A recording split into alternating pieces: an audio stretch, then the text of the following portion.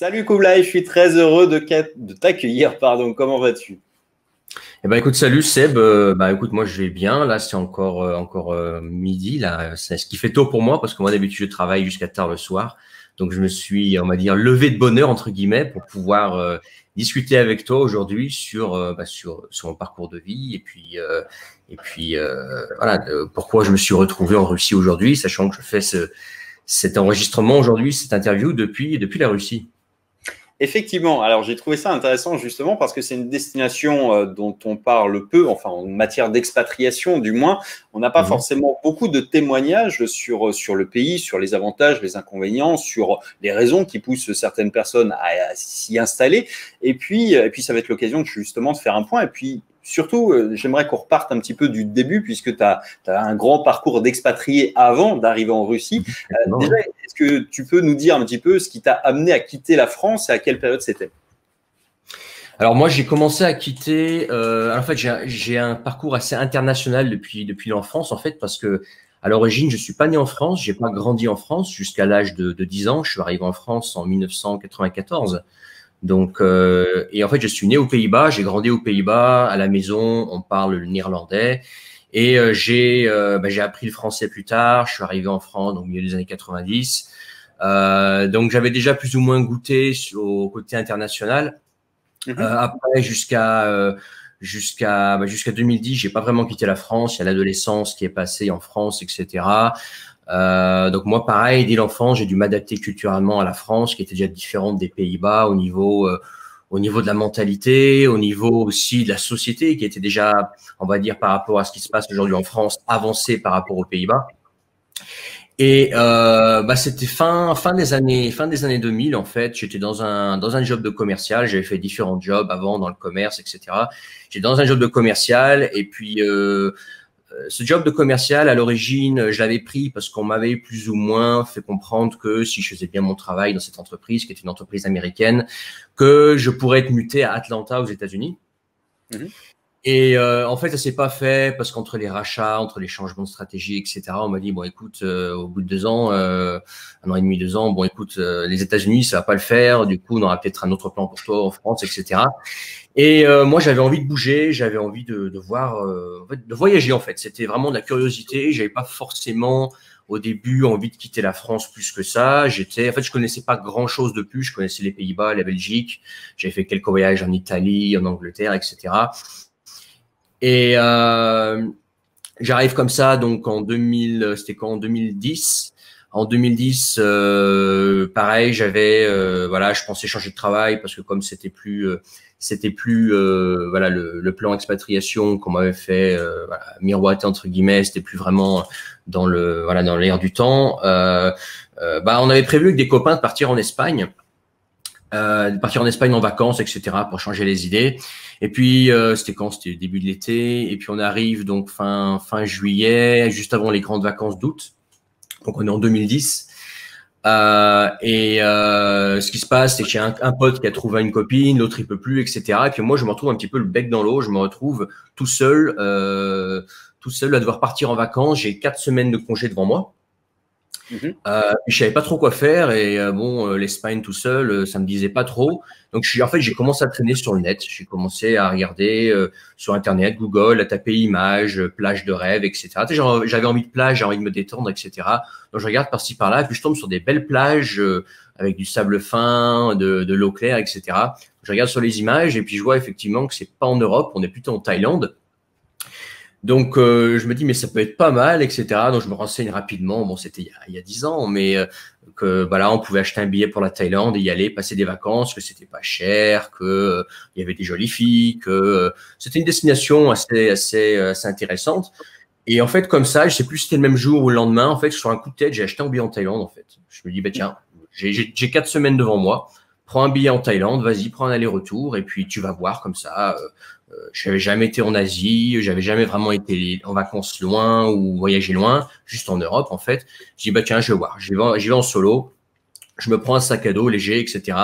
Et donc c'était dès l'arrivée de mes congés, donc au début août, j'arrive en Thaïlande comme ça en backpacker entre guillemets, même si j'aime pas trop l'assimilation, mais voilà, j'avais un petit sac à dos, j'arrive en Thaïlande Et puis, je débarque à Phuket comme ça. Je savais pas où j'allais. Je débarque à Phuket et voilà, je découvre la Thaïlande. Donc, j'ai pas fait que Phuket, bien entendu. Je suis resté à Phuket quelques jours.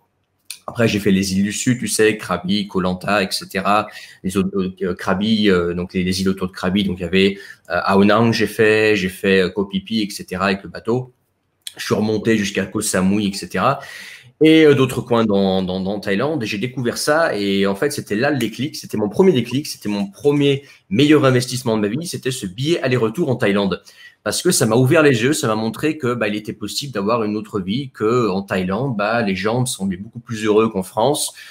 Sur place, pareil, j'ai rencontré d'autres touristes, etc. D'autres qui étaient là depuis des années, qui venaient depuis des années, d'autres expatriés, etc. Je me suis dit, mais il y en a qui vivent ici, il y en a qui viennent ici souvent, etc. J'ai passé des vacances de rêve, bien évidemment. Et c'était ça le déclencheur, en fait. Donc, je suis rentré en France fin août, après mes 4 semaines de congé. La première chose que j'ai fait, je dis, bon, écoutez, les gars, je pose ma démission. La fin de l'année, moi, je suis parti. Donc, débrouillez-vous pour vous trouver un commercial. Moi, je m'en vais. Et tu vas faire quoi? Eh ben, écoute, je vais prendre un sac à dos et puis je vais faire le tour du monde pendant 1 an. Et du coup, je suis parti pour un tour du monde. Ça a duré 1 an et demi. Mais c'est comme ça que je suis parti, en fait.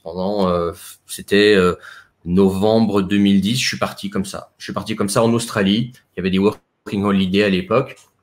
Je suis parti comme ça et j'ai, comme ça, pendant 1 an et demi, alors pas vraiment fait le tour du monde parce que tu fais jamais vraiment le tour du monde. Le tour du monde, c'est une expression qui est un petit peu, on va dire, tirée par les cheveux, un petit peu abusée parce que on voit tous ces mecs qui disent j'ai fait le tour du monde alors qu'en fait, ils ont fait une vingtaine de pays ou une cinquantaine de pays, mais j'ai fait beaucoup de l'Asie, j'ai fait la Russie, j'ai fait l'Asie, j'ai pas mal bourlingué, j'ai fait l'Asie centrale également, j'ai fait une partie de l'Europe, j'ai pas mal bourlingué pendant 1 an et demi.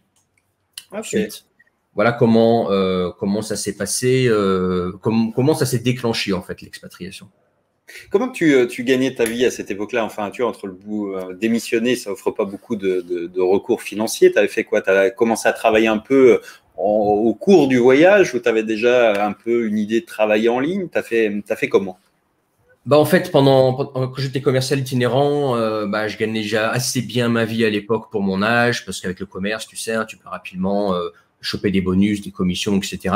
Donc j'avais mis, tu sais, j'avais des avantages, une voiture de fonction, la bouffe, etc. Donc ce qui fait que j'avais très peu de frais.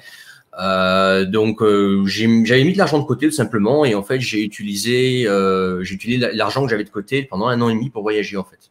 Voilà. Okay. Donc ça peut paraître un peu bête comme décision parce qu'en fait j'ai pratiquement tout cramé ce que j'avais, hein, parce que les voyages ça coûte de l'argent entre les billets, etc. Mais j'avais mis pas mal d'argent de côté et en fait j'ai utilisé mes fonds propres pour financer le voyage. J'avais également essayé de monter un truc avec la traduction, etc. Mais ça n'a jamais vraiment pris. Et puis je prenais pas ça au sérieux non plus. Donc du coup on va dire que j'ai plus financé mes voyages en fonds propres comme ça.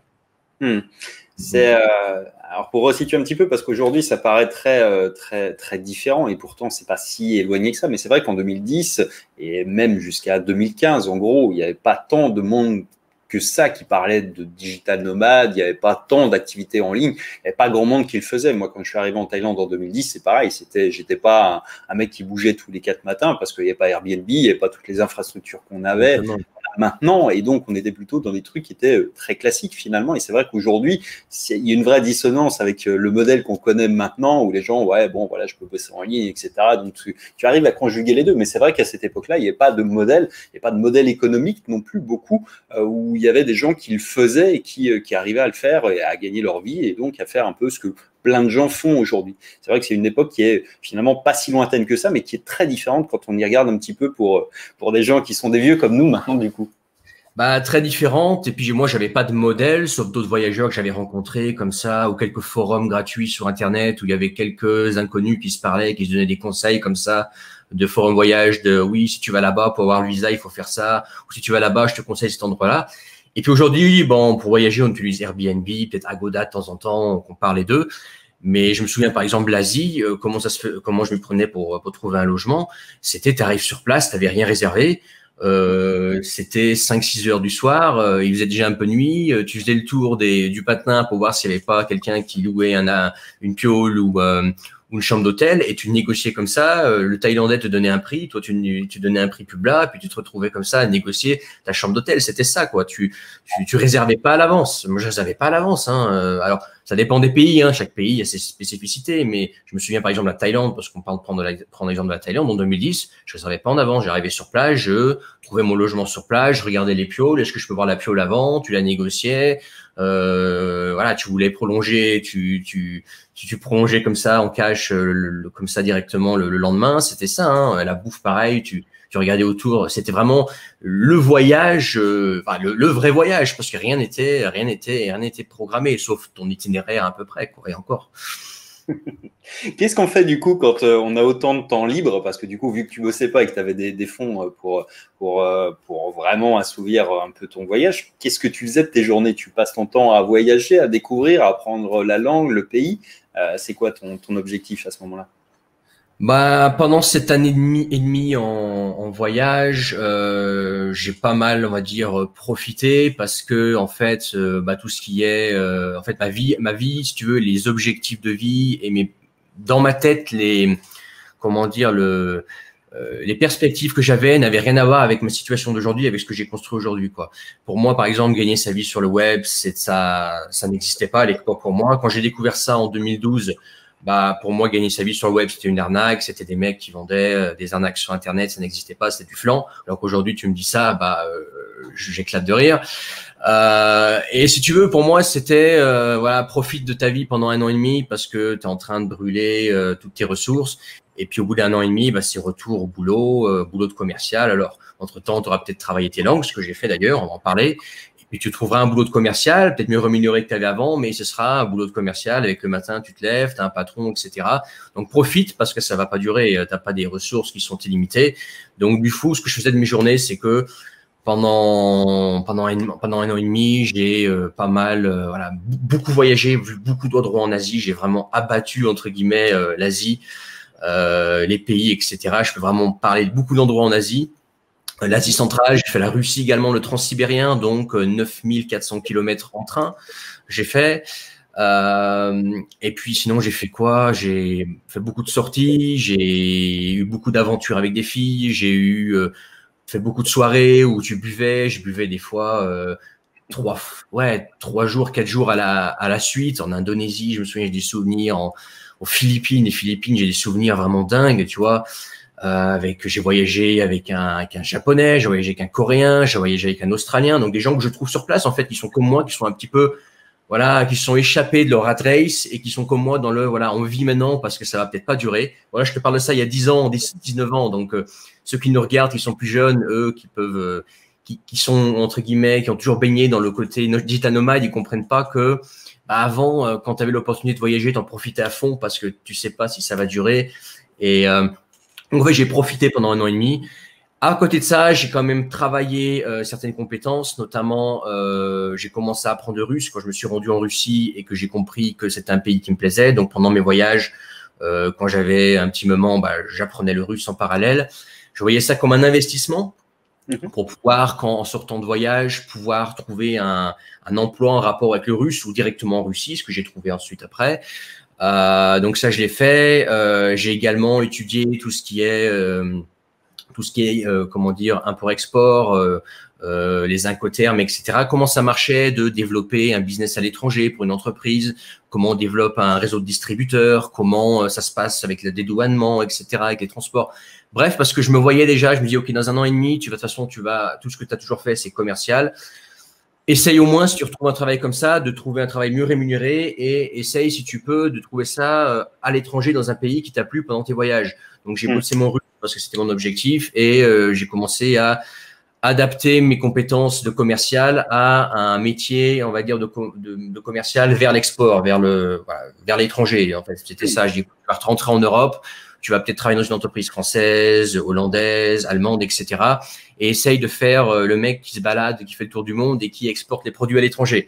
C'était ça mon plan. Hein, voilà, c'était tout ce qui est Internet pour moi, ça n'existait pas à l'époque. Ah, mais c'était malin, ceci étant, c'était très pertinent de se dire, OK, au pire, il y a bien des boîtes françaises qui veulent vendre sans doute dans un pays comme la Russie.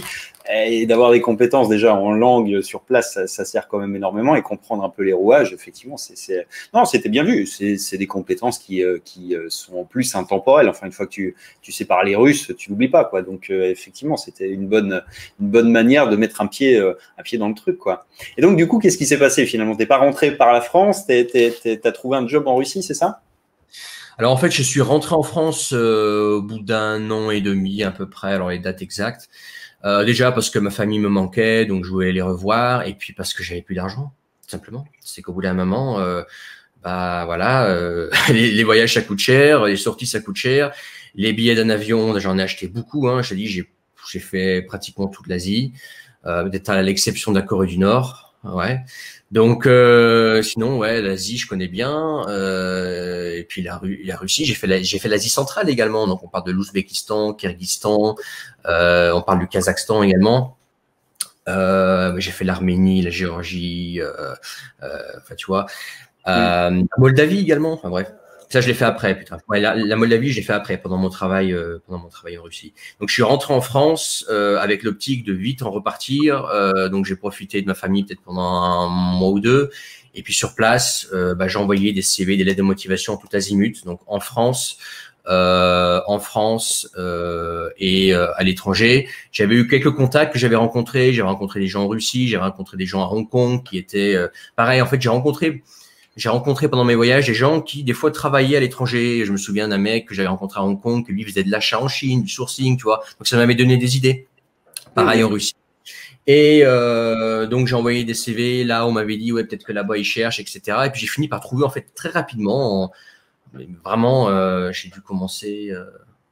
Ouais, c'est peut-être déroulé non, pas plus, peut-être ouais, peut-être 2 mois, je sais pas, 2 mois entre le moment où j'ai commencé à activement envoyer des CV jusqu'au moment où j'avais un contact vraiment qui était chaud patate pour m'embaucher. J'en ai même plusieurs, notamment avec le russe, parce que le russe permet de se différencier rapidement à l'époque, du moins en tant que commercial, parce que je me suis aperçu que les profils anglais, russes et qui sont prêts à aller en Russie, donc un pays qui est mal vu, qui est détesté où personne n'a envie d'aller, et ben ils sont recherchés. Donc en fait, au final, je me suis retrouvé avec plusieurs boîtes et dont une boîte qui m'avait proposé un truc sympa, un package sympa, donc avec l'appartement de fonction, la voiture de fonction, le salaire qui va bien, les avantages, les voyages payés par la boîte. Et on m'a dit, bah écoute, tu vas, toi qui es russophone, tu vas aller vivre à Moscou et tu vas être basé à Moscou, tu auras ta base là-bas et tu vas voyager en Russie pour développer le business, développer notre réseau de distribution. Plus, tu vas pas aller qu'en Russie, tu vas développer tous les pays russophones. Donc, les pays russophones sont les pays où on parle russe, qui font anciennement partie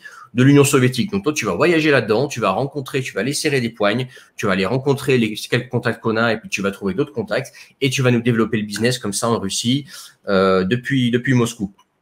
Donc ça c'était la boîte qui m'a fait l'offre la plus intéressante. Donc j'ai commencé comme ça et ça s'est fait vraiment en fait finalement assez rapidement quoi.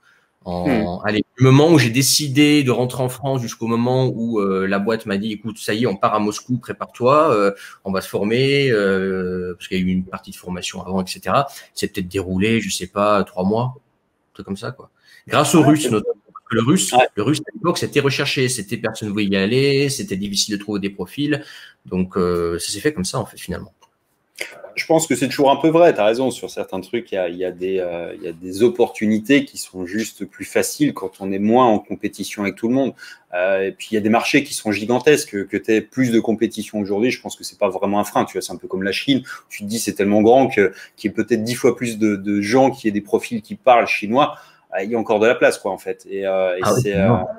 C'est vraiment un axe de différenciation et ça c'est intéressant parce que il y a plein de gens tu vois qui me posent la question pour bosser en Thaïlande etc. Mais la Thaïlande c'est extrêmement compliqué pour plein de raisons en fait de venir y trouver un job. Je dis pas que c'est impossible, mais il faut vraiment avoir un CV qui, et puis par l'État, il sera sans doute, sinon un plus, au moins quasiment nécessaire pour gérer des gens, pour des trucs. C'est beaucoup plus compliqué que dans d'autres pays parce qu'il y a des règles, il y a des trucs. Et pour la Russie, du coup, ça ressemblait à quoi à l'époque? Parce que je sais que les pays changent beaucoup aussi avec le temps et les règles évoluent très vite, mais il n'y avait pas de restrictions particulières sur les jobs, il n'y avait pas de formalités un petit peu comme tu les connais en Thaïlande.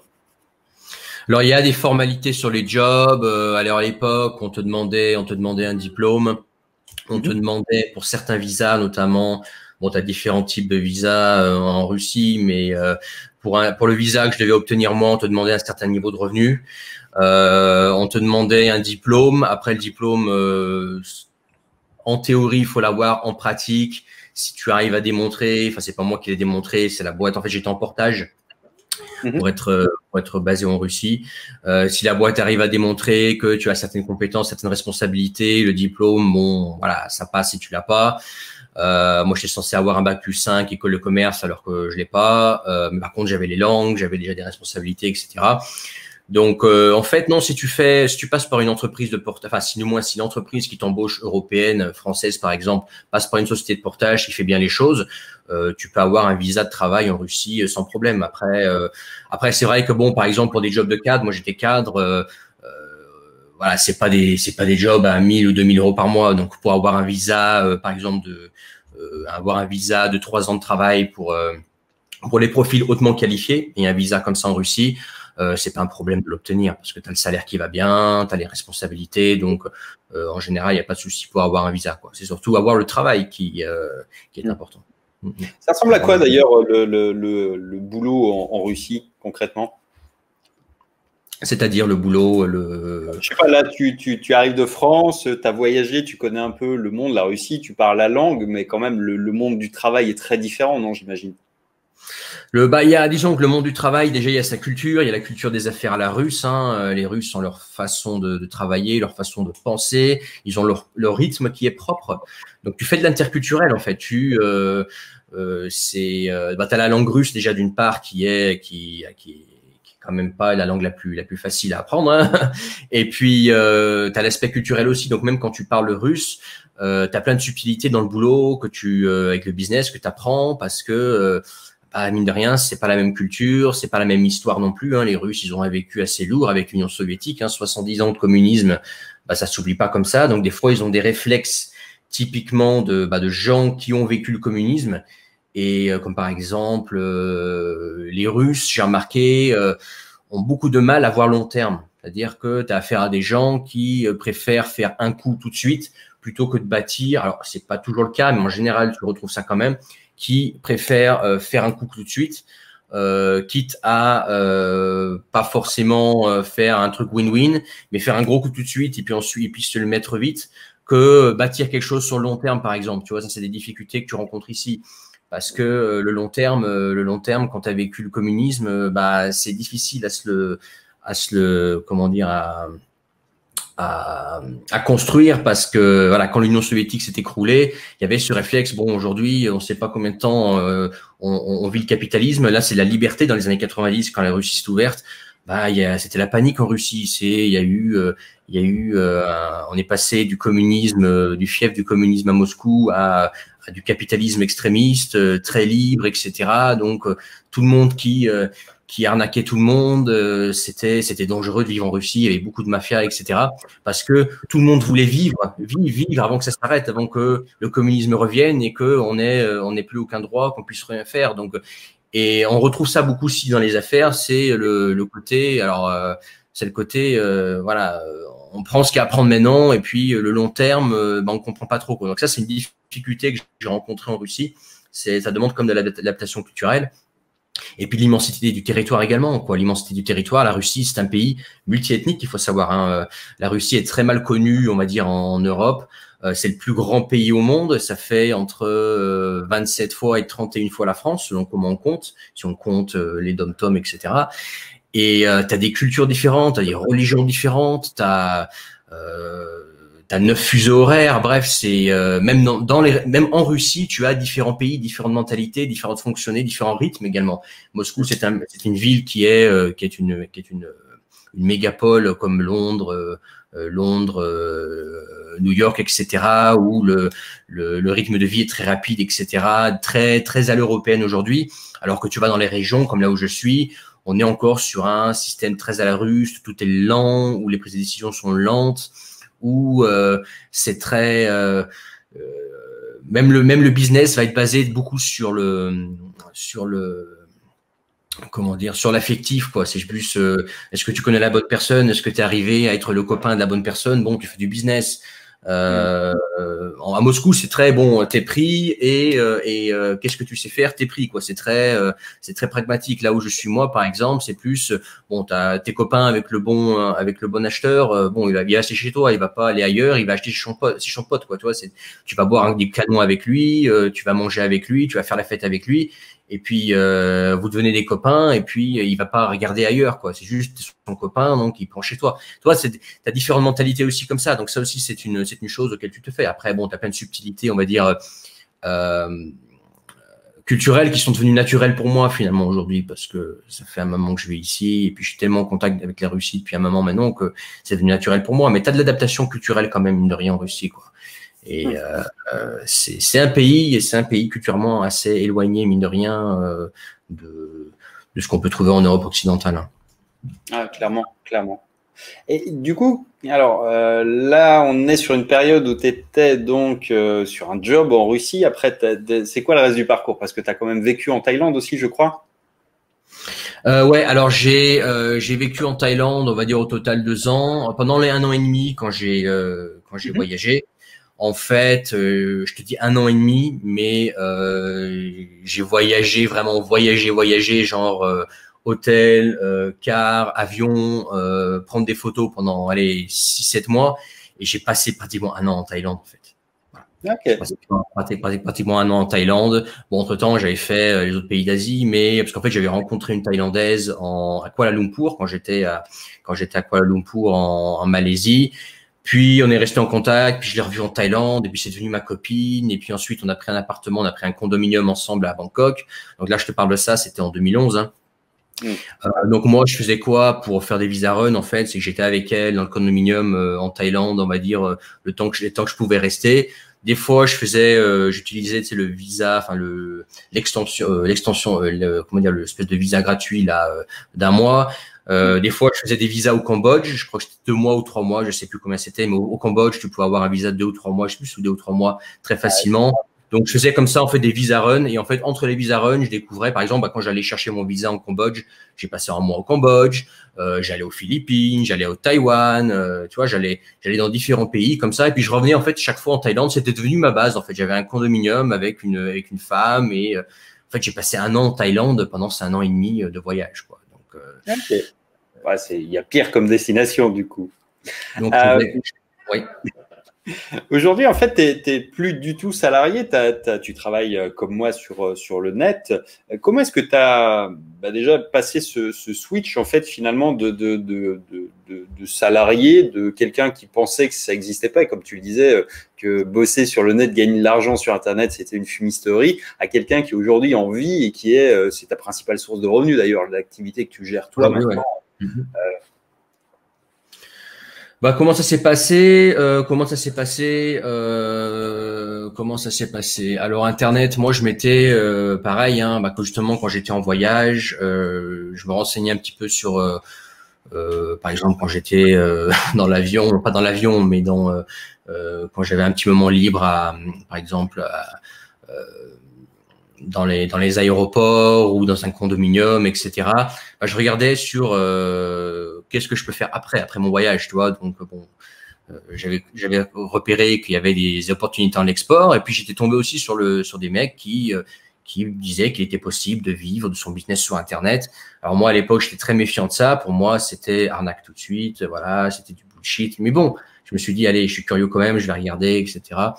Et puis j'étais tombé sur quelques mecs qui faisaient du business online comme ça. J'avais même déjà acheté une formation, c'était en 2012, j'avais acheté une formation comme ça sur comment monter un business sur Internet. J'avais suivi la formation, mais même j'y croyais pas. En fait, pour moi, c'était trop facile. C'était trop facile pour être vrai. Donc, j'avais mis ça un petit peu dans un coin de ma tête. J'ai commencé à travailler en Russie. J'ai fait 3 ans en Russie. Au bout de 3 ans, avec la crise qui est arrivée en Russie, et que j'avais appris le chinois mandarin pour me faire muter pas en Thaïlande, mais en Asie. En fait, j'ai été muté en Thaïlande. Donc là, j'ai revécu en Thaïlande pendant 1 an. Donc, okay. Fin 2015, je suis parti vivre en Thaïlande et j'ai vécu en Thaïlande pendant 1 an, donc jusqu'en 2016. Et en fait, en Thaïlande, ce qui s'est passé, c'est que j'avais je commençais à avoir 4 ans de boîte, on avait changé mon directeur, etc. Ça se passait pas très bien. Moi, ça commençait à me saouler un petit peu. J'avais quand même fait pas mal le tour de mon job. Et puis en Thaïlande, bah justement, je m'étais penché de plus en plus. Je voyais de plus en plus de mecs sur Internet, des francophones aussi, qui commençaient à dire des vidéos, ouais, je gagne ma vie, je suis en Thaïlande, etc. Je me disais, il y a un truc, quoi. Donc vers 2016, j'ai commencé vraiment à m'intéresser à ça et j'ai tenté le coup. J'avais essayé un truc avec de l'affiliation des sites Internet. Ça m'a vite saoulé, ça n'a pas marché pour moi. J'ai commencé, pareil, à acheter des formations, à me former comme ça. Et puis, c'était en 2016, j'ai pété un plomb. En fait, j'en avais marre de mon boulot, j'ai démissionné. J'ai démissionné sur un coup de tête. Bon, je te rassure, derrière, j'avais des offres d'emploi et je savais que je pouvais retrouver facilement avec mon profil de cadre export facilement un autre travail après. Mais j'ai démissionné sur un coup de tête, comme ça. J'étais en Thaïlande, j'en pouvais plus de mon boulot, etc. Je dis bah tiens, je démissionne et je vais tenter ce truc sur Internet, tu vois. Donc j'étais là avec mon iPhone, je filmais un petit peu, etc. J'avais fait quelques vidéos rapides, j'y croyais pas, j'ai laissé tomber. Donc j'ai fait le truc avec le SEO et puis l'affiliation. Ça a pas marché pour moi et puis j'ai détesté ça. Entre-temps, avec ma femme, on est parti vivre en Nouvelle-Zélande parce que c'était notre rêve, etc. Pareil, avec le boulot de cadre export, j'avais mis pas mal de cash de côté, donc on est parti comme ça en Thaïlande. J'ai amené ma femme avec moi, ma femme russe que j'ai rencontrée en Thaïlande, que j'ai rencontrée en Russie, qui est toujours avec moi d'ailleurs, avec lesquels je suis marié aujourd'hui. Et puis en Nouvelle-Zélande, pareil, je me suis retrouvé plus ou moins dans la merde financièrement. Au bout d'un moment, j'ai dû reprendre un travail. Et puis voilà, j'ai pas, comment dire, ça me faisait chier de me laisser abattre. C'est-à-dire que j'ai dit voilà, t'as essayé un truc, t'as pas allé jusqu'au bout, réessaye quand même. Donc j'ai repris en fait, si tu veux, ma stratégie sur Internet. Je me suis dit qu'est-ce que je peux faire qui va à la fois me plaire parce que l'affiliation, les sites Internet en mode geek, derrière un site, ça m'a tellement saoulé, c'était pas pour moi. Moi j'avais besoin de contact humain. Je me dis dans quoi tu es bon et qu'est-ce que tu peux faire comme tous ces mecs qui font des vidéos là. Voilà, tu vois tous ces mecs sur YouTube qui font des vidéos, qui gagnent apparemment leur vie sur Internet. Tente le coup, vas-y, tente le coup. Tu fais ton boulot à côté et tente le coup, etc. Et c'est comme ça que j'ai lancé un truc sur YouTube. C'était début 2017 autour des langues étrangères. Ça s'appelait une chaîne qui s'appelait L'atout des langues. Et j'ai commencé à enseigner comment apprendre des langues par soi-même, parce que je parlais déjà anglais, russe, néerlandais, je parlais encore un petit peu allemand, j'avais appris le chinois mandarin pour me faire muter en Thaïlande. Et je me dis, bon, les langues, tu sais les apprendre par toi-même, enseigne aux autres comment apprendre des langues, et puis ouvre les yeux au monde, comment les langues peuvent aider quelqu'un d'assez lambda à mieux gagner sa vie, à être muté, à t'expatrier, trouver un travail à l'étranger, à ouvrir des portes à l'étranger, etc. Les langues, c'est vraiment un investissement. C'est quelque chose qui m'a permis de trouver un travail en Russie, bien rémunéré, et ensuite, avec le chinois mandarin, d'être muté en Asie et d'être responsable du marché thaïlandais, chinois, japonais, etc. En disant, voilà, j'ai déjà les compétences de cadre export et aujourd'hui, j'ai appris le mandarin spécialement pour être prêt pour l'Asie. Tu vois, donc c'est le mandarin qui m'a fait décrocher, qui m'a fait muter en Asie. Parce que la boîte pour laquelle je travaille m'a dit, OK, Kublai, il est motivé pour aller en Asie. En plus, il apprend le mandarin. Viens, on lui donne une chance pour aller en Asie.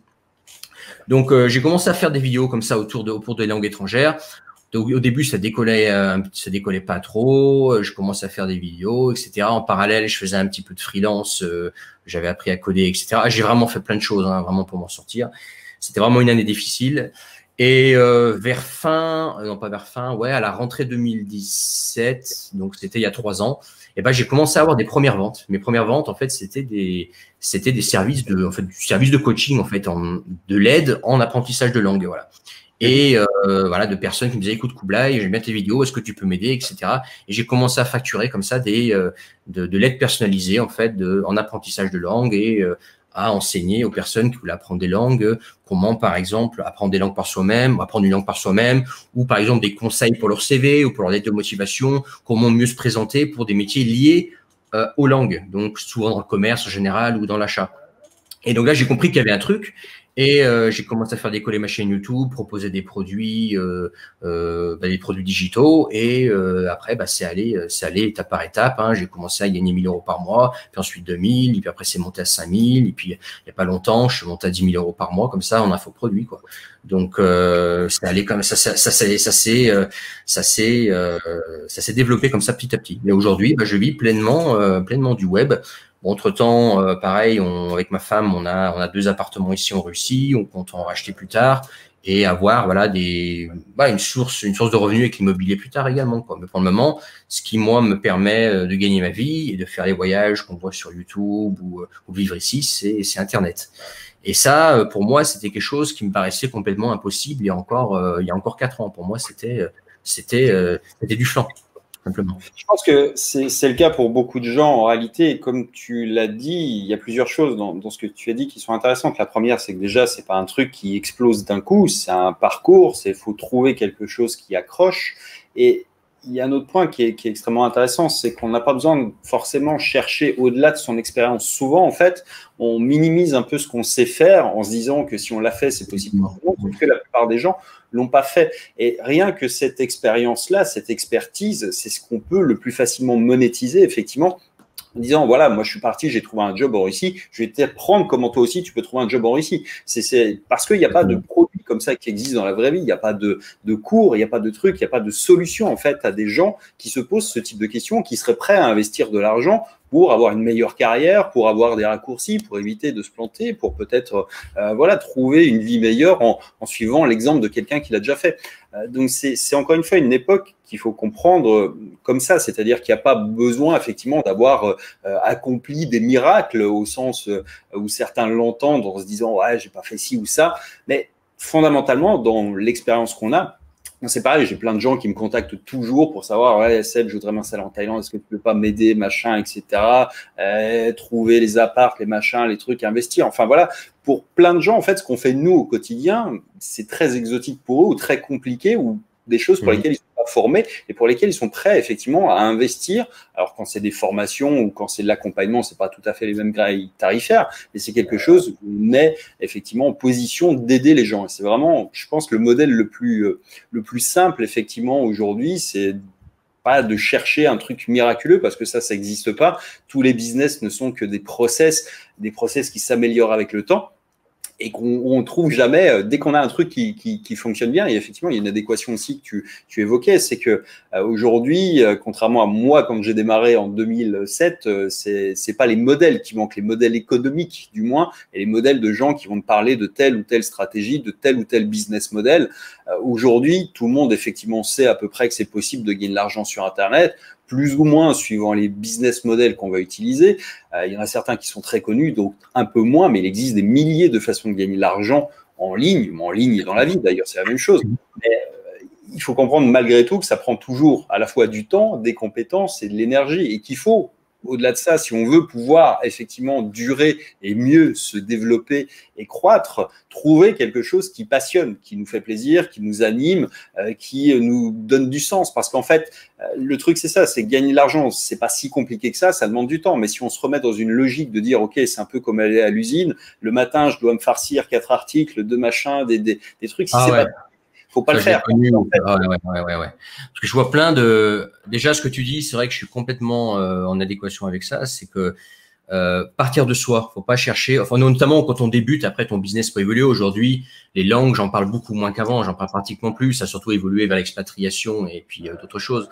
Mais au début, il faut partir de soi. C'est dans quoi je suis bon et je me lance là-dedans. Et au moins, je commence à faire mes premiers euros avec quelque chose dans lequel je suis bon, dans lequel je me sens bon et dans lequel j'ai vraiment une légitimité pour parler, quoi. Moi, dans les langues, j'avais vraiment la légitimité. Donc, je dis, voilà, c'était peut-être pas l'idée la plus rentable, quoique, mais, voilà, je me lance là-dedans. Au moins, je me prouve à moi-même que c'est possible. Ça, c'est une chose. Et puis aussi, un autre aspect, et ça, ça m'étonne encore beaucoup sur Internet, c'est que je le vois notamment chez les plus jeunes qui me suivent ou d'autres infopreneurs, c'est qu'ils sont tous à la recherche du qu'est-ce que je peux faire pour péter le million, qu'est-ce que je peux faire pour… Alors, je dis pas qu'il faut pas le péter le million, hein, c'est bien de péter le million, mais qu'est-ce que je peux faire pour péter le million, qu'est-ce que je peux faire pour me gaver le plus vite possible. Mais tu peux rapidement te retrouver un truc à faire un truc qui te fait chier au quotidien.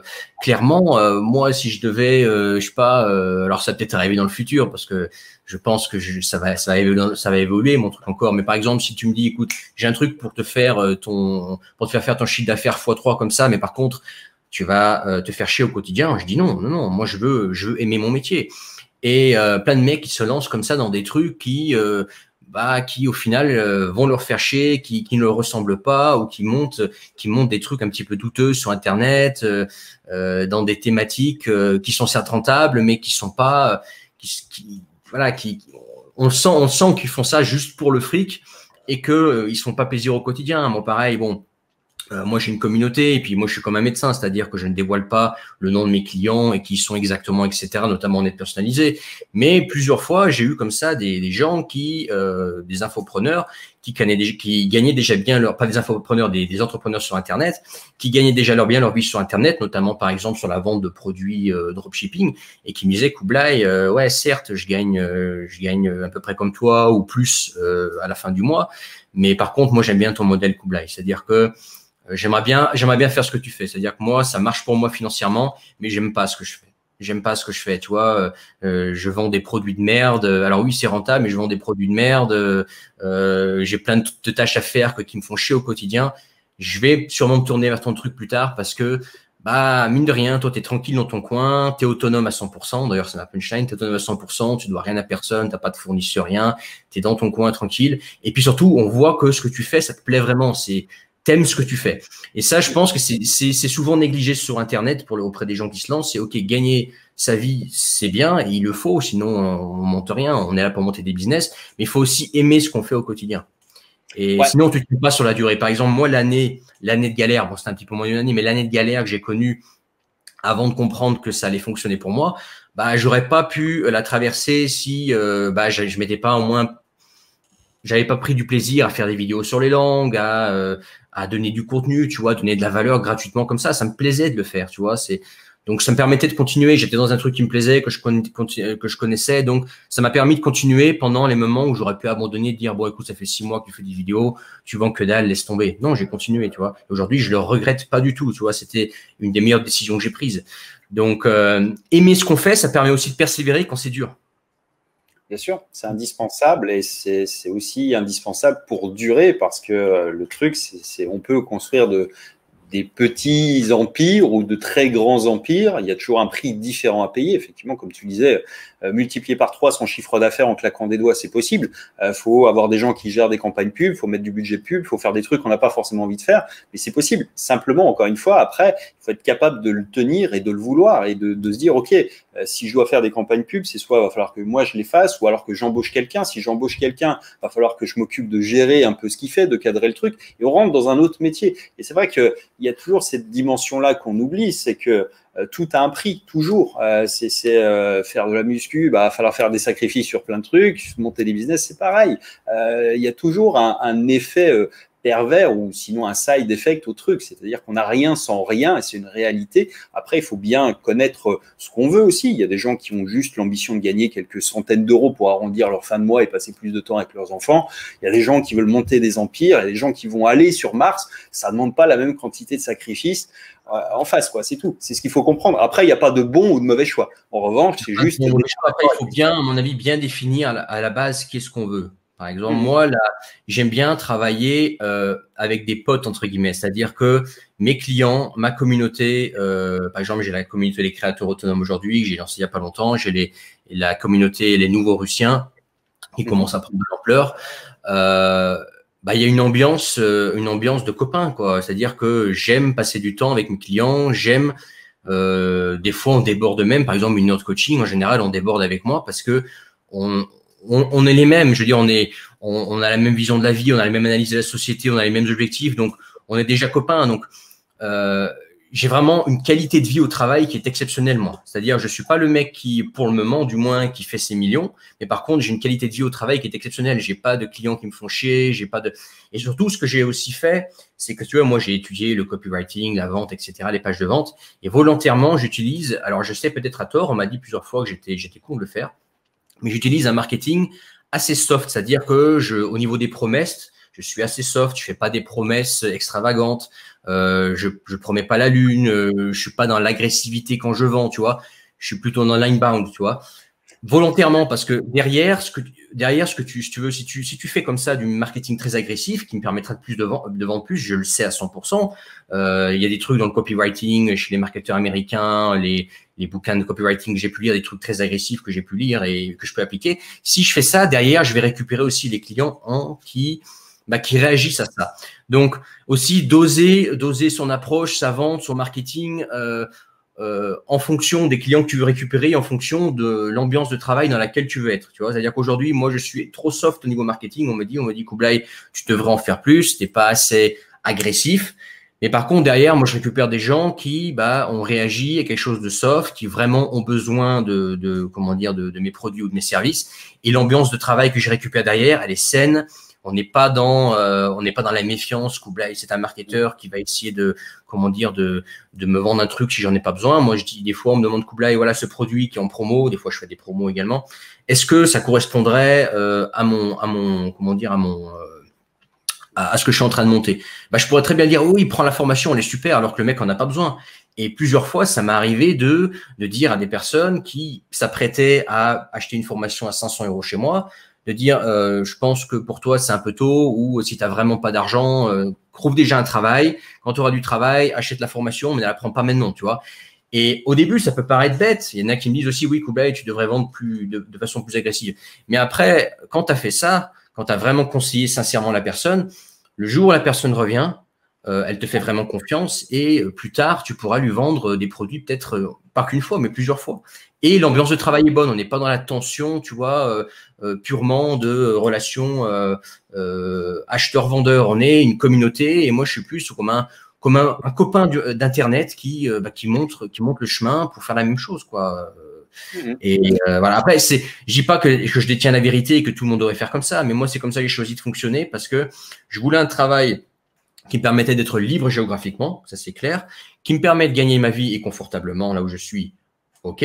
Mais je voulais aussi quelque chose qui me plaise, tu vois. Je voulais pas un truc qui me fait chier. Si je dois faire un boulot qui me fait chier, je redeviens cadre dans une boîte, et je gagnerais très bien ma vie aussi, et je foutrais pas grand chose. Voilà, je pourrais le faire, ça, tu vois. Si c'est pour faire un travail qui me plaît pas, je vais travailler dans une grosse boîte en tant que cadre, hein, y a pas de souci. Non, je voulais vraiment un truc qui me plaît au quotidien, avec une ambiance de travail sympa. Voilà. C'est un détail qu'on néglige souvent, mais effectivement, on récolte toujours ce qu'on sème, et que c'est tout, encore une fois, un prix. Tu peux faire plus de ventes, mais c'est au détriment, effectivement, de la qualité que tu vas avoir avec tes clients, de la relation, parce que tu vas élargir un peu trop le cercle des gens que tu vas vouloir faire rentrer. Ça va dégrader un peu le truc. Il y a toujours cette notion de prix, effectivement. Et encore une fois, c'est pas bon ou mauvais. C'est juste faut apprendre à jauger ou à doser, en fait, ce qu'on veut et ce qu'on est capable d'endurer, ou le prix à payer en face. Mais il existe toujours. Plus on cherche à faire grand public et à toucher plus de monde, plus on est obligé d'être mainstream, d'être un peu dans un truc qui devient médian, parce que c'est comme ça, et la règle, elle est toujours la même. Et effectivement, il faut avoir cette envie pour le faire. C'est pas une nécessité. Encore une fois, il n'y a pas de vérité absolue. C'est pas l'un ou l'autre, c'est chacun dose un peu ou met le curseur comme il veut. Mais effectivement, encore une fois, c'est toujours cette question de prix, je pense, qui est intéressante à garder en tête. Alors, on n'a pas encore parlé beaucoup de Russie, et justement, là, on va arriver sur ce parti-là. Pourquoi tu as finalement choisi la Russie? Qu'est-ce que tu as trouvé que tu n'as pas trouvé dans tous les autres pays que tu as pu voir, et pourquoi tu y es encore, en fait? C'est ça, en fait, qui, je pense, va intéresser beaucoup de gens sur cette destination qui reste quand même très, très peu, finalement, utilisée, ou du moins, c'est vrai qu'il n'y a pas autant, si tu tapes vidéo Thaïlande, tu vas avoir du monde dans toutes les langues, autant vidéo Russie d'expatriés, du moins, tu vas quand même en avoir beaucoup moins. Tu vas tomber sur mes vidéos. Tu vas vite tomber sur mes vidéos. Non, on est vraiment très peu à parler de la Russie. Alors pourquoi j'ai choisi la Russie? Alors bon, moi la Russie, ça me passionne, donc on pourra en parler beaucoup. Comment faire ça de façon assez brève? Alors moi j'ai découvert la Russie. En fait, il faut savoir que j'ai des origines russes du côté de ma mère, et en fait mes grands-parents ont fui l'Union soviétique. Donc voilà. Et dans ma famille, la Russie, ça avait mauvaise réputation. C'est-à-dire que moi, j'avais jamais été, et même malgré que je sois d'origine russe du côté de ma mère, j'entendais que du mal. J'entendais l'Union soviétique, sauf que l'Union soviétique, ça c'est fini. C'était le communisme. Aujourd'hui, la Russie, c'est beaucoup plus capitaliste que la France ou les États-Unis, hein. Que ce soit au niveau imposition, que ce soit du système, au niveau de la vie, etc. On est vraiment dans le capitalisme pur en Russie aujourd'hui. Bref. Et puis, c'est un pays qui est beaucoup plus libre au niveau de la liberté d'expression, contrairement à ce qu'on dit, qu'en France. Pareil au niveau du Covid et des masques, etc. Quand je vois ce qui se passe en France, je me dis que je suis bien ici. Bref, donc si tu veux, ça m'intriguait. Je me disais toujours, j'irai voir en Russie parce que ça peut pas être tout mauvais comme ça. Donc, je suis comme ça allé voir pendant mon voyage pendant un an et demi là. Et en fait, tout de suite, j'ai accroché. Tu sais, chaque pays a sa saveur, a ses émotions, etc. Et en fait, j'ai aimé tout de suite, mais je sais pas vraiment t'expliquer pourquoi. J'ai aimé les gens, j'ai aimé sur place comment la vie était. J'ai aimé ce que j'aime beaucoup aussi en Russie, c'est la variété. C'est-à-dire que il y a des régions avec différentes cultures, différentes religions, différents visages également. Tu sais, les Russes, on croit toujours que les Russes sont tous de type européen, blonds aux yeux bleus, ce qui est archi faux. Il faut savoir que 77% de la Russie, du territoire russe, se situe sur le continent asiatique. Moi, je vis à peu près à 1h30, 2 heures de la frontière de la Mongolie, là où je suis. Je suis à peu près à 8 heures de voiture de la Chine. En fait, j'habite juste au-dessus de la Chine et de la Mongolie. Donc, je suis vraiment en Asie. Je suis plus près de Tokyo que de Paris. D'ailleurs, j'ai une heure d'avance sur Bangkok. Là, à Bangkok, il est 11h54. Chez moi, il est 12h54. Donc, c'est vraiment un continent immense. Et moi, j'aime la variété qu'on trouve ici. La variété des régions. Il y en a vraiment pour tous les goûts. Il y a des régions où il fait très froid. Bon, là, je t'apprends rien. Mais il y a aussi des régions où il peut faire très bon, comme par exemple dans le sud de la Russie. Il peut y avoir des palmiers. Au mois de novembre, tu as 25 degrés. Par exemple, t'as l'océan Pacifique. À Vladivostok, tu as la Russie qui donne sur l'océan Pacifique, sur l'océan Atlantique à travers la mer Baltique, la mer Noire, etc. C'est un territoire tellement immense qu'il y a toujours des choses à découvrir. Et je t'ai parlé des différentes cultures, les différents visages qu'il y a, donc visages plutôt européens, visages plutôt, on va dire, non, mi-européen, mi-asiatique, plutôt turc, j'ai envie de dire turcophone. Les gens sont turcophones là-bas. Tu as des visages aussi très asiatiques. Là, dans la région dans laquelle je suis, tu as plus l'impression d'être en Asie qu'en Russie finalement, parce que les gens, la religion de la région dans laquelle je suis, c'est le bouddhisme, comme en Thaïlande. Ici, c'est les temples bouddhistes, etc. La bouffe, c'est pareil, ça sent beaucoup à la bouffe chinoise, etc. Le style est très asiatique. Les gens, alors pas tous, parce que là, entre-temps, il y a eu un brassage ethnique avec différents peuples ici, mais ils sont typés asiatiques. Autour de toi, tu vois les gens, ils ressemblent plus à des Coréens, des Japonais, etc. Bref, j'aime bien cette mixité, mais j'aime bien cette mixité, si tu veux, de souche. C'est pas de la mixité importée. C'est vraiment des peuples qui sont là et qui ont toujours été là en fait. C'est la Fédération de la Russie, c'est un ensemble de peuples, une fédération de peuples de souches qui étaient sur ces territoires-là et qui ont été comme ça mis ensemble en fait dans un même pays, mais sans que ce soit importé d'autres pays. C'est vraiment par exemple là où je suis moi, les gens typés asiatiques et bouddhistes ici, ce sont vraiment les locaux, ce sont les plus locaux des locaux. Voilà, c'est eux qui étaient là à l'origine avant que les Russes, on va dire slaves, européens, viennent ici pour prendre le contrôle du territoire, etc. Et ça, tu peux retrouver ça dans plein de régions. Ici, tu as des Coréens de Russie, tu as des gens qui vont être plutôt turcophones, qui vont parler une langue qui va être proche du turc, par exemple, et qui vont être musulmans. Tu as bien évidemment les Russes ethniques, donc les Slaves qui sont chrétiens, qui sont majoritaires en Russie. Tu as vraiment un ensemble, t'en as vraiment t'as un immense territoire, beaucoup de variétés, t'en as pour tous les goûts. Tu peux aller vivre au bord du Pacifique, au bord de la mer Noire si tu veux. Tu peux choisir ta région en fonction de tes affinités, affinités ethniques, affinités religieuses, etc. Ça c'est bien. Et puis je sais pas, je trouve les gens ici agréables, c'est-à-dire que les Russes sont très directs, ils sont froids, très directs, ils ne forcent pas le sourire. Moi, pareil, dans la vraie vie, je suis assez sérieux comme gars, c'est-à-dire que je peux rigoler, je peux blaguer, je peux sourire, mais pas sans raison. C'est-à-dire que tu me vois dans la rue, je souris pas. Et moi, j'aime bien ça ici, c'est que tu n'es pas obligé de sourire sans raison. Donc, les gens, tu as l'impression que si tu connais pas la Russie, tu viens ici, tu as l'impression que tous les gens font la gueule, alors qu'ils ne font pas la gueule, c'est juste leur trait naturel, tout simplement. Qu'est-ce que j'aime ici en Russie également? J'aime le côté très patriote. La Russie, c'est un pays patriote. Et le patriotisme, ça se fait de plus en plus rare dans ce monde. Et moi, je crois au patriotisme et au nationalisme dans le futur. Je pense que les pays patriotes et nationalistes vont finir par dominer le monde parce que eux, ils ont su conserver leur ethnie et ce qu'ils sont, simplement ce qui a fait leur force depuis des années. Parce qu'on a construit, en fait, un peu quand un pays se construit, c'est grâce justement aux gens qui vivent dedans à l'origine. Si la France fut un jour le grand pays qu'était la France un jour, c'est grâce aux Français. C'est pas aux gens qui sont venus après. C'est les Français qui ont construit la France. Faut pas l'oublier, ça.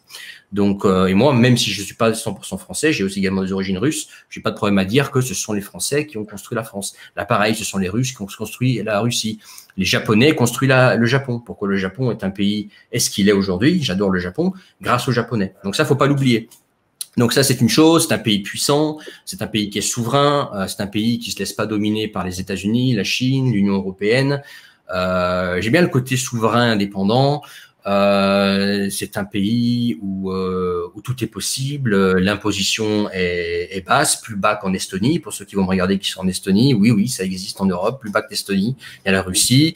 Un auto-entrepreneur paye 6% d'impôt ici sur le chiffre d'affaires ou 15% sur le bénéfice. Un auto-entrepreneur. Et auto-entrepreneur en Russie, c'est jusqu'à 1 200 000 euros. Hein. Effectivement. Voilà. Donc, si tu fais 1 200 000 euros et que tu as, enfin, alors, peut-être que ça a changé parce que là, le rouble est un petit peu instable. Mais on va dire jusqu'à 1 million d'euros. Si tu fais 1 million d'euros de chiffre d'affaires, bah, tu peux abattre 6% de ton chiffre d'affaires et tu as payé des impôts en Russie. C'est quand même pas mal. Pareil, le coût de l'immobilier, très intéressant également. Comment tu parlais justement de gens qui pourraient être auto-entrepreneurs en Russie plutôt qu'en Estonie. Comment est-ce qu'ils pourraient utiliser comme visa? Quel type de procédure pour venir s'installer en Russie justement? Alors pour devenir auto-entrepreneur en Russie, par contre, il faut être résident. Donc, il faut obtenir la résidence. Donc ça, c'est encore autre chose que le visa. Alors, pour venir en Russie, tu as différents visas, tu as différentes façons. Le plus simple au début pour venir visiter la Russie, tout simplement, c'est de faire un visa de tourisme pour voir déjà si ça te plaît. Et ensuite, pour rester, tu as différentes solutions. Tu as les visas de travail, tu as les visas de travail d'1 an, tu as les visas de travail de 3 ans qui te permettent de rester également. Alors pour ça, il faut un travail sur place ou il faut une entreprise qui t'embauche sur place. Donc, soit une entreprise russe, soit une entreprise européenne qui t'embauche par l'intermédiaire du portage. Soit tu montes ta société en Russie. Alors là, par contre, tu peux pas être auto-entrepreneur. Il faut monter ce qu'on appelle une OO, donc c'est l'équivalent d'une SARL. Et grâce à la société que tu as montée en Russie, tu peux te sponsoriser ton propre visa de travail. Voilà, donc, tu crées ta société en Russie et une fois que tu as ta société en Russie, tu te fais ton visa et ça te permet de rester en Russie comme ça et de faire des visas, par exemple, de 3 ans pour rester en Russie. Après, pour ceux qui veulent aller plus loin, il y a la résidence, il y a la résidence provisoire qui est valable 3 ans et il y a la résidence permanente qui est maintenant valable à l'infini. Au bout de 1 an de résidence provisoire, tu peux demander la résidence permanente et puis une fois que tu l'as, tu es résident permanent. Et ensuite, en fonction de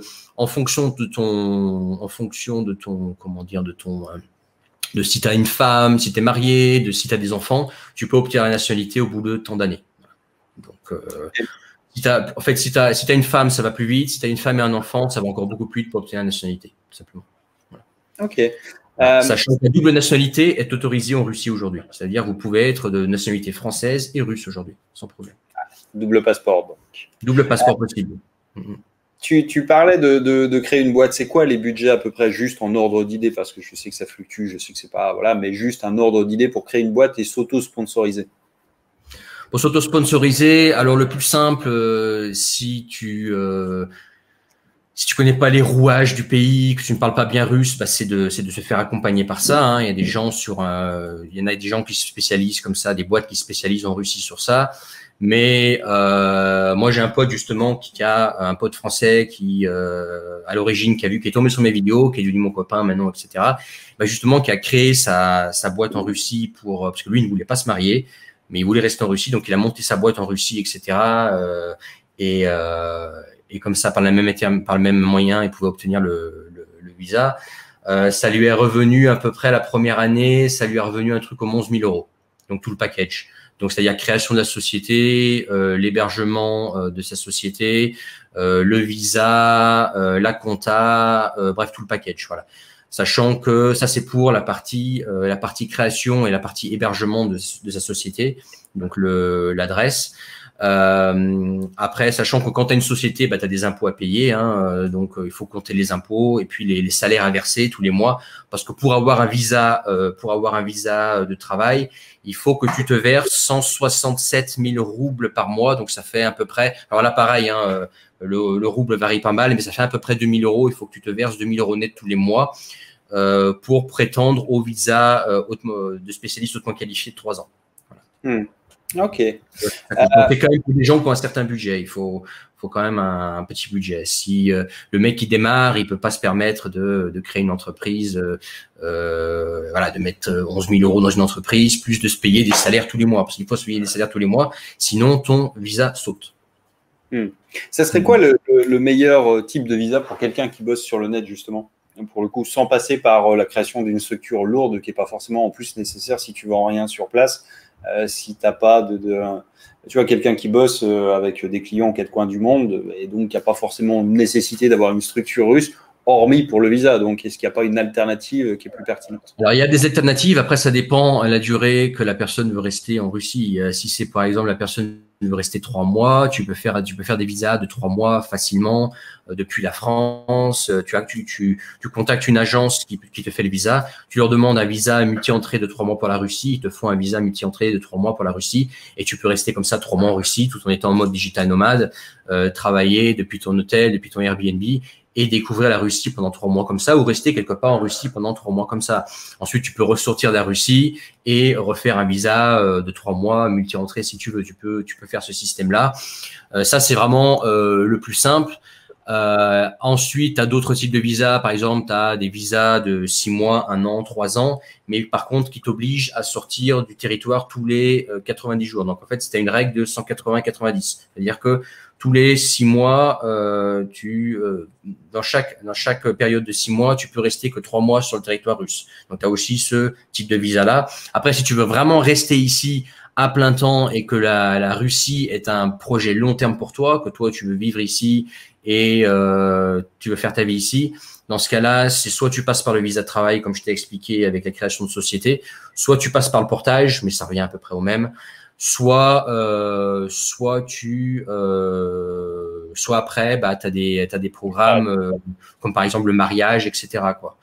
Là, si tu veux rester longtemps sur place, la Russie, c'est un pays qui protège justement ses frontières. Moi, ce que je trouve ça bien, c'est que si tu veux vraiment rester long terme en Russie et avoir les mêmes droits que les Russes, après, il faut viser la résidence. Et là, le plus simple, c'est le mariage. Le plus simple, c'est quand vous avez votre copine russe en Russie, que vous voulez rester avec elle, et ben c'est vous marier à votre femme russe, à votre copine russe. Et une fois que vous êtes mariés, là, vous pouvez prétendre à la résidence, sachant que pour la résidence, il faut aussi parler russe. Ça, c'est important. Il faut lire, écrire et parler russe pour obtenir la résidence. Donc, la résidence provisoire. Voilà. Mais bon, une fois la résidence provisoire obtenue, la résidence permanente derrière, ça vient naturellement au bout d'1 an. On peut la demander. Il y a il y a un dossier à préparer, mais c'est assez naturel. On va dire le gros du travail, c'est obtenir la résidence provisoire. Voilà. Donc, se marier, c'est si la Russie pour vous c'est un projet long terme. Vous aurez sûrement une femme russe et vous voudrez sûrement vous marier ici. C'est logique quand on veut vivre dans un pays. En général, on trouve sa femme dans le pays dans lequel on veut vivre. Vous aurez sûrement une femme russe. La Russie a des très belles femmes. Il y a beaucoup de femmes disponibles, très très belles.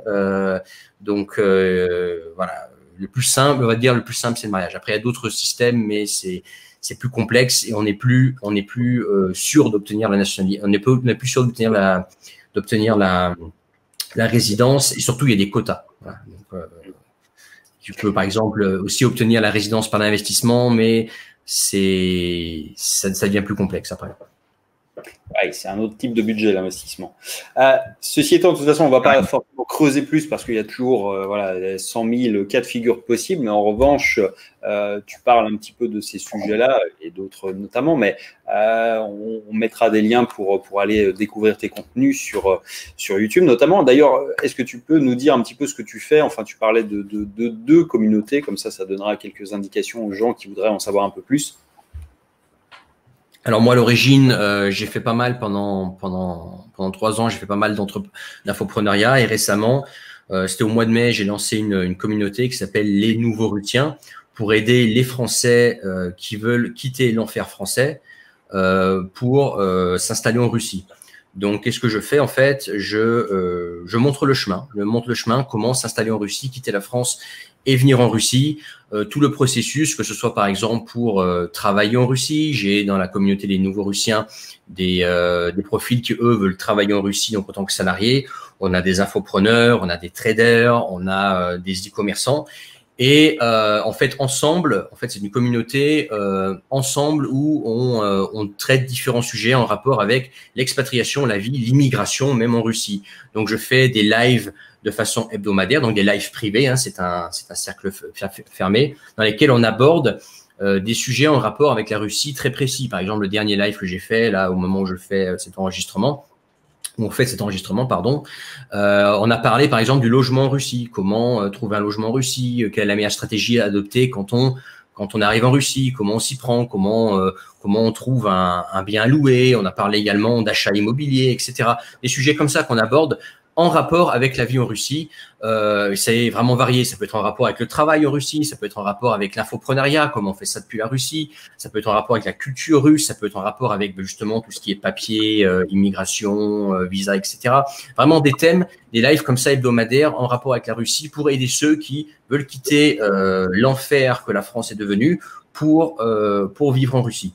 Voilà ce que je fais. Donc maintenant, au moment où je te parle, on est déjà 140 personnes qui ont le même objectif, quitter la France, ou qui ont déjà quitté la France. Hein. Il y en a qui sont déjà en Russie et qui sont déjà tirés d'affaire, mais ils veulent faire partie de la communauté parce que la communauté, elle est très nichée et nous, on va sûrement se retrouver, etc. On est les Français qui sont en Russie.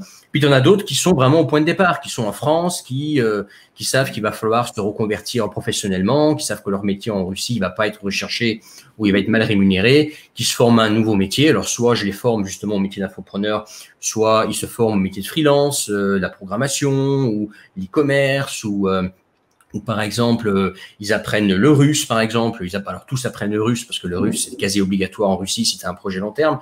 Mais d'autres apprennent le russe dans l'objectif de trouver un travail en Russie comme j'avais avant, un travail, par exemple, dans l'import-export. On a tous un objectif, partir de France pour rester en Russie et chacun utilise la voie qui lui correspond, soit le salariat, soit l'entrepreneuriat, soit le freelance, etc. Mais on a tous la même vision du monde et surtout la même analyse de la société française. C'est-à-dire qu'on pense ce qui se passe aujourd'hui en France, on est tous d'accord là-dessus, on a la même analyse et ce qui fait que ça nous soude parce que finalement, dans le mainstream, nous, on n'existe pas. Le mainstream montre toujours une société bien pensante, bien docile, etc.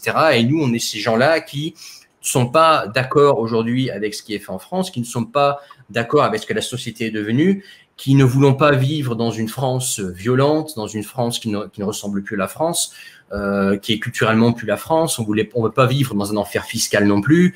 On veut pas vivre avec un féminisme extrémiste.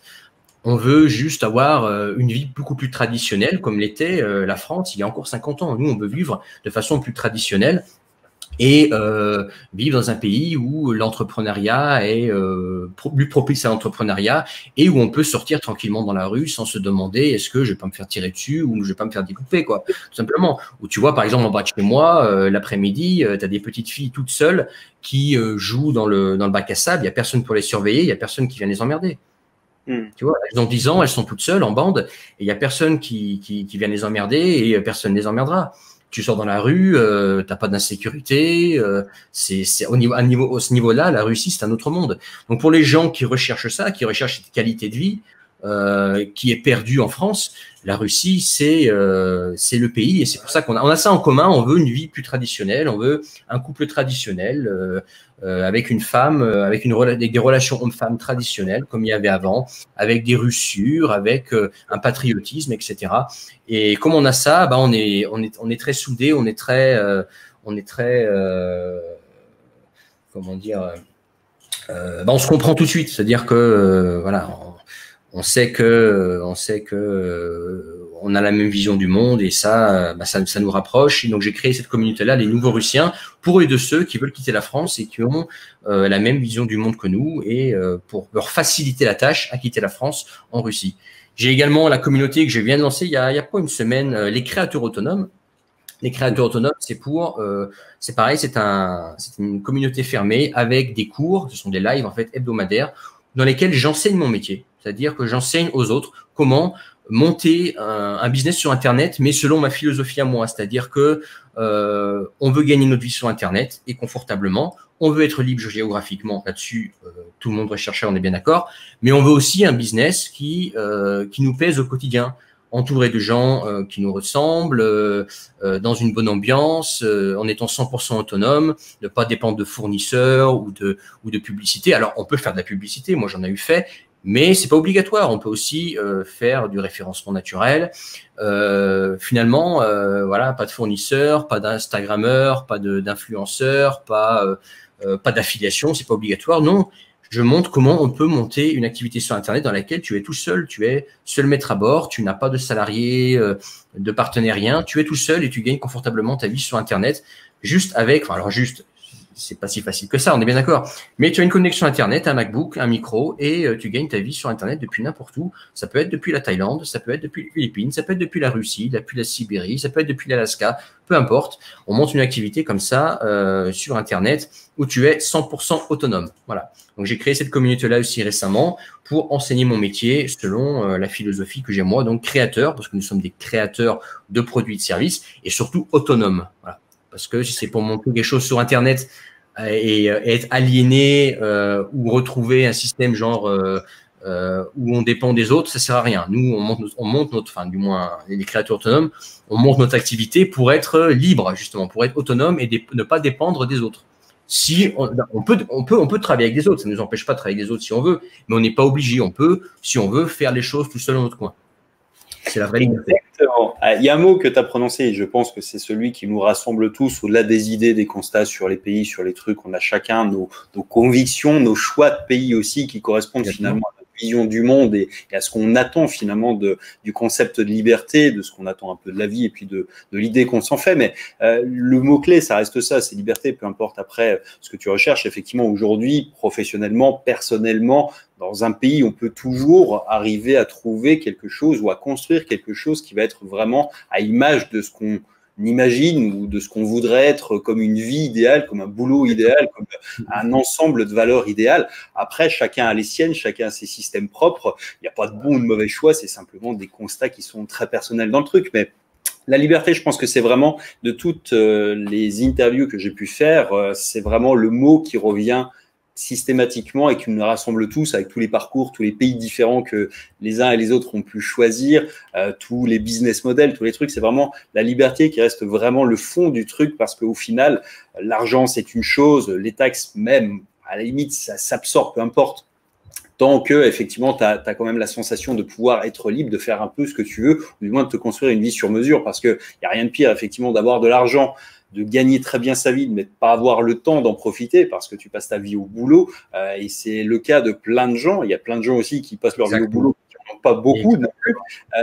Aujourd'hui, il y a des alternatives. Voilà. Après, il n'y a pas de solution miraculeuse. On a tous des parcours de vie, des choix qui sont différents. Mais toujours est-il que le message fondamental de tout ça, c'est de dire que c'est possible, peu importe le pays, peu importe les compétences qu'on avait au départ, peu importe le parcours qu'on avait au départ. On vient tous de milieux sociaux différents, d'endroits différents. On a choisi des pays, c'est des cheminements qui nous y ont amenés, qui sont vraiment à chaque fois des parcours vraiment de vie presque unique en soi. Et c'est vrai qu'on a comme ça, avec Internet aujourd'hui, cette capacité à fédérer des gens qui se reconnaissent un petit peu dans les valeurs qu'on véhicule et qui sont effectivement des gens qui voudraient avoir la même vie ou tendre vers quelque chose qui peut s'approcher de ce qu'ils perçoivent un petit peu de nos univers. Et c'est vrai que c'est aujourd'hui, je pense, encore possible. Je suis pas certain que ce soit toujours le cas forcément dans le long terme et ad vitam, mais c'est vrai qu'aujourd'hui, c'est une époque charnière. On s'aperçoit qu'effectivement, il y a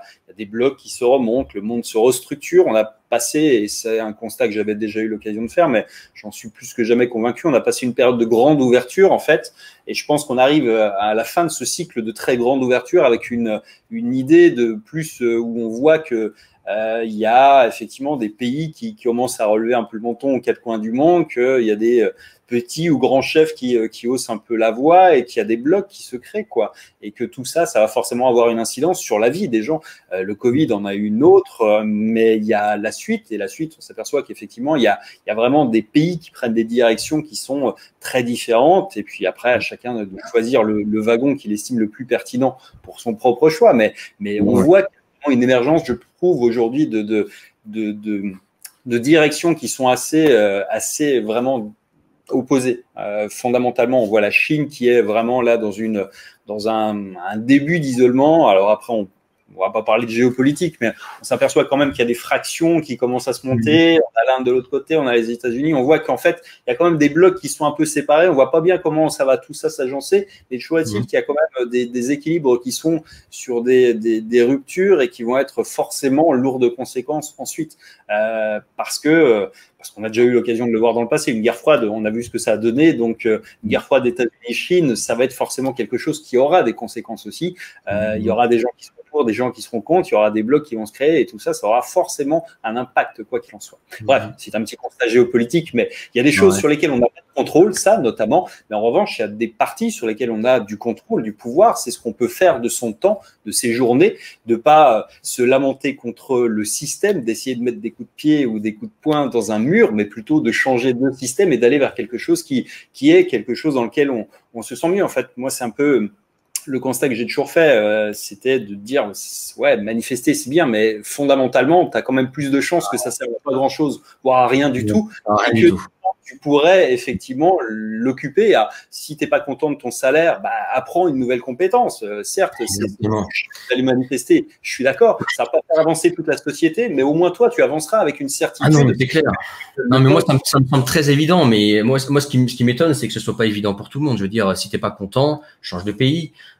Si tu t'es pas content de ton salaire, change de métier. Si t'es pas content de ton travail, apprends un autre métier.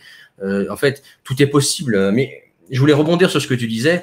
Là, pendant 5 minutes, on a parlé de choses quand même qui sont assez négatives. Par exemple, moi, je parle de la société française ou même ouest européenne, l'Occident qui est en train de changer. Toi, tu parles éventuellement d'un conflit Chine, États-Unis, même si moi j'ai une autre vision de ça. Je pense que la Chine plutôt c'est l'avenir et je pense que les problèmes vont être ailleurs avec d'autres personnes. Bref, mais il y a aussi quelque chose de positif en ce moment qui est très positif. Il n'y a pas que du négatif en ce moment dans ce monde-là, c'est qu'en ce moment on a c'est peut-être pas en ce moment le bon exemple parce qu'avec le virus là, mais on a Internet et on a les avions. C'est-à-dire qu'aujourd'hui la personne qui n'est pas satisfaite de sa vie dans son pays originel peut très bien déménager dans le pays qui correspond à sa vision du monde, à ses valeurs, à ce qu'elle considérait comme être la société idéale. Et avec Internet, tu as la possibilité de créer une activité sur Internet qui permet d'aller vivre dans ce pays-là et même de choisir la région. Donc aujourd'hui, on a une opportunité, une très belle opportunité. C'est Internet et les avions. La France ne plaît pas. Moi, la France me plaît pas. Je suis parti. Je me suis pas plaint. Je me suis parti. Je me suis pris en main et je suis allé vivre dans un pays qui me correspond au niveau de la mentalité et au niveau de ce que je considère, moi, être la bonne chose et la normalité.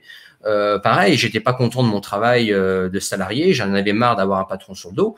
Et je me suis donné les moyens pour construire une vie sur mesure, comme tu dis, sur Internet. Et au final, tu te rends compte que sans vouloir paraître prétentieux, c'est que pour le moment, tout ce que j'ai voulu faire dans ma vie, j'y suis arrivé. C'est-à-dire que quand j'ai voulu trouver un travail en Russie, j'y suis arrivé. Quand j'ai voulu me faire muter en Asie, j'y suis arrivé. Quand j'ai voulu monter mon activité sur Internet, j'y suis arrivé.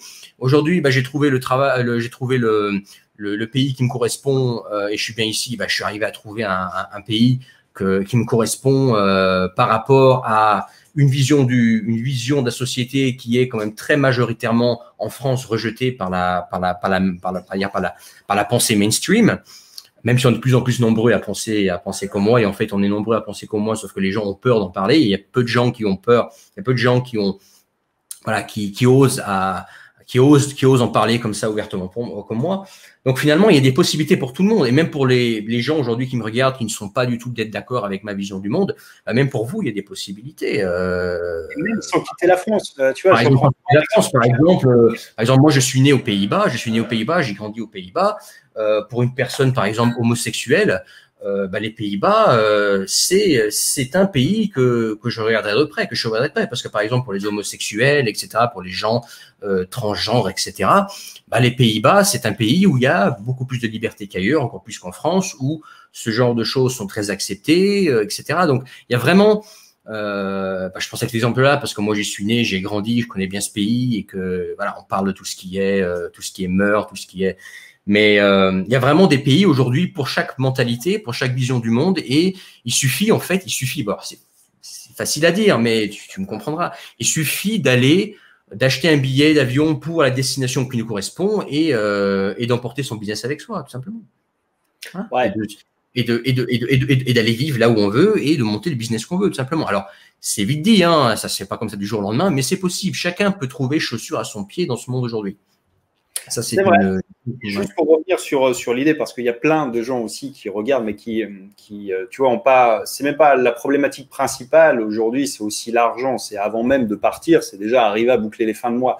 Et pour plein de gens aujourd'hui, je pense que Internet est un moyen sur lequel tout le monde peut arriver à le faire, puisque toi, moi, on l'a fait. On n'est pas des génies, on n'a pas un QI supérieur à la moyenne. J'ai des centaines d'exemples autour de moi, des gens qui n'ont pas des furets non plus et qui ont réussi à. Toi et moi, on a des QI supérieurs à la moyenne. Bref. Ceci dit, ça s'est pas fait tout seul, comme pour tout le reste. C'est-à-dire, voilà, ça demande du temps, ça demande de prendre du temps plutôt que d'aller effectivement regarder Netflix, et de prendre du temps pour se former, pour apprendre une compétence, pour apprendre à la vendre, pour apprendre quelque chose qui a de la valeur. Et c'est le choix en fait qui est le moins facile à faire. Parce que ce choix-là, on l'a tous. Tous les gens disent « Ouais, mais moi, j'ai pas le temps. » On a tous du temps. On a la même quantité de temps exactement dans nos journées. Quelqu'un qui passe 8 heures par jour à bosser, si on accepte après les transports en commun et le temps de manger, il en reste, quoi, même si tu dors 8 heures par jour. Donc, on a tous une quantité de temps disponible. On est tous en capacité de choisir là où on veut l'investir ou le gaspiller. Il y a Netflix, il y a des formations, il y a des livres pour ceux qui n'ont pas les moyens d'acheter des formations. Les livres, c'est une source illimitée de connaissances et de compétences, ça vaut rien. Pour 10 balles par mois, on en a à foison sur Amazon. Donc, c'est pas ni une question de temps, ni une question d'argent, c'est juste une question de choix et de volonté. Certes, c'est le choix qui est le plus compliqué, c'est toujours plus compliqué de manger des brocolis que d'aller bouffer un McDo, mais on n'a pas les mêmes résultats au bout d'un an, de 2 ans, de 5 ans, de 10 ans. Et c'est pareil pour tout. Et encore une fois, je reviens sur cette notion qui est fondamentale pour moi, c'est la notion de prix. C'est pour avoir une vie, pour avoir ce qu'on a construit, nous, chacun avec nos visions, nos trucs dans nos pays respectifs, on a bossé, quoi. On a fait des sacrifices qui étaient de faire le truc qui n'était pas le plus facile sur le moment et puis de le répéter suffisamment longtemps pour que ça produise des résultats. Et ce qu'on voit aujourd'hui, c'est jamais que l'aboutissement des années de travail qui la précèdent. Et c'est pareil pour tout et ça sera pareil pour tout le monde. Donc, gagner quelques centaines de balles sur Internet, c'est possible. C'est possible de gagner quelques milliers, c'est possible de gagner beaucoup plus que ça. Ça va demander des efforts, ça va demander des compétences, ça a demandé du temps surtout, qui est beaucoup plus élastique. Mais encore une fois, c'est possible puisqu'on l'a fait, plein d'autres gens le font et c'est possible pour tout le monde. Mais encore une fois, c'est vraiment une question de choix, je trouve. Et le truc du j'ai pas le temps, j'ai pas l'argent, j'ai pas machin, on n'a pas besoin de tout ça en fait. On a juste besoin de volonté en réalité, ou mieux parce que la volonté, elle s'érode toujours. Le jour 1, on est motivé et puis le 21 janvier, on a déjà oublié toutes les bonnes résolutions. C'est pas de volonté, c'est d'objectif finalement, de se dire ok. Je pars et dans 6 mois, il faut que je sois là. Et si on a vraiment un objectif, si on a vraiment une motivation profonde, quelque chose qui anime, on va y arriver. Mais effectivement, c'est quelque chose qui est compliqué. C'est compliqué pour les sportifs, c'est compliqué pour tout ce qu'on voit aujourd'hui, tous les gens qui ont une forme de réussite, ce qu'on peut qualifier de réussite, ça passe toujours par une étape qui est longue, pénible, douloureuse, chiante, et ça fait partie de l'apprentissage. Et les gens veulent des résultats. Alors, tout le monde veut ça, c'est dans notre nature, mais les gens veulent des résultats rapides tout de suite. Mais la vérité, c'est que ça marche pas comme ça. Alors, je sais, il y a beaucoup sur Internet de produits magiques, de trucs, de petits hacks, etc. La vérité, c'est que il faut bosser. Il n'y a pas de secret, quoi. Il faut bosser. Et puis, il y a beaucoup d'essais-erreurs, tu vas appliquer un truc, ça va pas marcher. Tu vas te remettre en question. Tu vas essayer un autre truc. Beaucoup d'essais-erreurs. Et puis, il faut bosser, quoi, tout simplement. Il n'y a pas de secret. Même moi, aujourd'hui encore, je compte pas m'arrêter là. J'ai des nouveaux projets qui sont dans les cartons. Par exemple, dans l'immobilier en Russie. En ce moment, on a un projet avec ma femme pour monter justement une structure. On est en train de regarder au niveau juridique comment ça se passe, etc. pour aider les étrangers à investir en Russie, à les accompagner, parce que les investissements en Russie, c'est plus risqué qu'en Europe. C'est beaucoup plus de moyens de te faire arnaquer, entre guillemets. Faut bien vérifier le truc. Faut pas acheter naïvement, mais il faut te faire accompagner avec des gens qui savent ce qu'ils font, etc. Pareil, je suis en train d'apprendre le japonais. Pourquoi j'apprends le japonais? Parce que je vois ça comme un investissement dans le futur. Tu vois, je pense que le Japon est un pays qui a beaucoup d'avenir, contrairement à ce qu'on croit, avec des histoires de démographie, etc. Moi, je pense que les Japonais, le Japon sera encore plus fort quand ils seront 2 fois moins. C'est pas la quantité qui compte, c'est la qualité. Et là, le Japon a une population de qualité, donc même s'ils sont 2 fois moins, la qualité de la population fera que le Japon restera toujours le Japon. Donc j'investis sur le japonais parce que j'y vois un pays avec un gros potentiel. Donc ça aussi, c'est un truc, faut avoir envie de se mettre au japonais tous les jours. Même dans ma situation alors tout est relatif, assez confortable aujourd'hui. J'apprends encore, je fais l'effort d'apprendre encore pour le futur parce que j'ai des plans. Moi aussi, j'ai un plan. On a tous un plan. Tout le monde a un plan. Les gouvernements ont des plans. Moi aussi, j'ai mon plan, quoi. Moi, dans quelques années, je veux mon pied-à-terre au Japon. Je vais faire mes allers-retours entre la Russie et le Japon. Je serai naturalisé russe, mais j'aurai mon pied-à-terre au Japon. J'y passerai du temps parce que j'adore ce pays et c'est pour moi le meilleur pays de loin en Asie, vraiment de très loin. J'ai envie de me faire plaisir dans ma vie, mais pour se faire plaisir dans la vie, il faut bosser. C'est-à-dire que tu peux pas.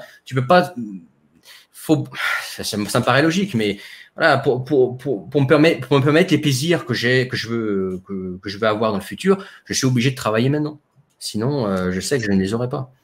Simplement. C'est exactement ça. Je trouve que c'est un excellent mot de fin, une belle conclusion à tout ça. C'est que tout est possible à qui le veut et s'en donne les moyens. Tu en es l'exemple comme tant d'autres. Faut pas oublier que tu es parti en 2010, on est en 2020 au moment où on enregistre, il y a de l'eau qui a coulé sous les ponts. Et c'est ça en fait, c'est un parcours. Et c'est un parcours qui parfois prend du temps, un peu moins chez certains qui ont un petit peu de chance, un peu plus longtemps chez d'autres. Mais en moyenne, il y a toujours un parcours qui est incompressible. Mais tout ça, encore une fois, c'est une question de plan, de stratégie, de ce qu'on veut faire. On peut choisir sa vie ou on peut la subir. Encore une fois, c'est une question de volonté et uniquement de ça. Moi, je voulais te remercier encore une fois, Kublai, du coup, puisqu'on a fait déjà une bonne heure et demie. Donc, je crois qu'on va laisser. Je remercie Seb de m'avoir. Et puis voilà, je sais plus ce que je voulais dire. Je voulais ajouter un truc, mais je sais plus. Je voulais rebondir sur ce que tu disais. Je sais plus. Je mettrai de toute façon un lien pour que les gens puissent aller découvrir un petit peu ce que tu fais et puis des paysages de Russie. J'ai regardé tes vidéos, il y a des paysages effectivement qui sont assez incroyables auxquels on pense pas évidemment quand on dit Russie tout de suite. Il y a des paysages assez magiques effectivement à voir, donc de belles images. Et puis après, il y a effectivement pour ceux qui le souhaitent, pour ceux qui se reconnaissent un peu dans tout ça, effectivement peut-être le début d'une autre aventure. Bref, en attendant, j'étais encore une fois très content de t'accueillir. Je te remercie beaucoup, Kublai, et puis on va se dire. Et puis peut-être à bientôt alors.